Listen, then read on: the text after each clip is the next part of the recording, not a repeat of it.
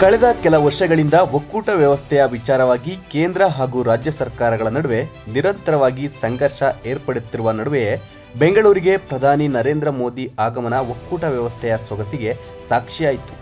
ಏಕೆಂದರೆ ಜಿಎಸ್ಟಿ ಹಣ ಹಂಚಿಕೆಯಲ್ಲಿ ತಾರತಮ್ಯ, ಹಿಂದಿ ಹೇರಿಕೆ ಹಾಗೂ ಪ್ರಾದೇಶಿಕ ಭಾಷೆಗಳ ನಿರ್ಲಕ್ಷ್ಯ, ಬಿಜೆಪಿಯೇತರ ಪಕ್ಷಗಳು ಅಧಿಕಾರದಲ್ಲಿರುವ ರಾಜ್ಯಗಳಿಗೆ ಅನುದಾನ ತಾರತಮ್ಯ, ರಾಷ್ಟ್ರೀಯ ಶಿಕ್ಷಣ ನೀತಿ ಕುರಿತು ಭಿನ್ನಾಭಿಪ್ರಾಯ ಹೀಗೆ ಕೇಂದ್ರ ಹಾಗೂ ರಾಜ್ಯ ಸರ್ಕಾರಗಳು ನಿರಂತರವಾಗಿ ತಿಕ್ಕಾಟ ನಡೆಸುತ್ತಿವೆ.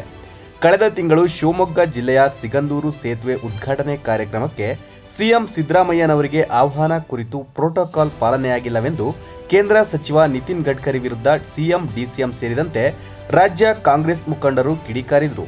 ಇದಲ್ಲದೆ ಅಭಿವೃದ್ಧಿಯ ಕ್ರೆಡಿಟ್ ತೆಗೆದುಕೊಳ್ಳಲು ಬಿಜೆಪಿ ಹಾಗೂ ಕಾಂಗ್ರೆಸ್ ಮುಖಂಡರು ನಿರಂತರವಾಗಿ ವಾಕ್ಸಮರ ನಡೆಸುತ್ತಿರುವುದು ಕಂಡುಬರುತ್ತಿತ್ತು. ಹಾಗಿದ್ರೂ ಭಾನುವಾರ ಬೆಂಗಳೂರಿಗೆ ಪ್ರಧಾನಿ ನರೇಂದ್ರ ಮೋದಿ ಆಗಮಿಸಿ ವಿವಿಧ ಕಾರ್ಯಕ್ರಮಗಳಲ್ಲಿ ಭಾಗಿಯಾಗಿದ್ದು, ರಾಜಕೀಯ ವೈರಿಗಳು ಹಾಗೂ ಭಿನ್ನ ರಾಜಕೀಯ ಪಕ್ಷಗಳ ಮುಖಂಡರು ಅಭಿವೃದ್ಧಿ ವಿಚಾರವಾಗಿ ಒಂದಾಗಿ ಹೆಜ್ಜೆ ಹಾಕಲು ಕಾರಣವಾಯಿತು. ವಂದೇ ಭಾರತ್ ರೈಲುಗಳ ಉದ್ಘಾಟನೆಗೆ ಪ್ರಧಾನಿ ಜೊತೆಗೆ ಸಿಎಂ ಸಿದ್ದರಾಮಯ್ಯ ಭಾಗಿಯಾದರು. ಅದಲ್ಲದೆ ರಾಗಿಗುಡದಲ್ಲಿ ಮೆಟ್ರೋ ಎಲ್ಲೋ ಮಾರ್ಗ ಉದ್ಘಾಟನೆ ಮಾಡಿ ಪ್ರಧಾನಿಯೊಂದಿಗೆ ಸಿಎಂ ಮಾತ್ರವಲ್ಲದೆ ಡಿಸಿಎಂ ಡಿಕೆ ಶಿವಕುಮಾರ್ ಸೇರಿ ಹಲವು ಕಾಂಗ್ರೆಸ್ ನಾಯಕರು ಮೆಟ್ರೋದಲ್ಲಿ ಪ್ರಯಾಣ ಮಾಡಿದ್ರು. ಇನ್ನು ಮೆಟ್ರೋ 3ನೇ ಹಂತದ ಶಂಕುಸ್ಥಾಪನೆ ಕಾರ್ಯಕ್ರಮದಲ್ಲಂತೂ ಎಲ್ಲಾ ಪಕ್ಷಗಳ ಮುಖಂಡರು, ಜನಪ್ರತಿನಿಧಿಗಳು ಒಟ್ಟಾಗಿ ಪಾಲ್ಗೊಂಡರು.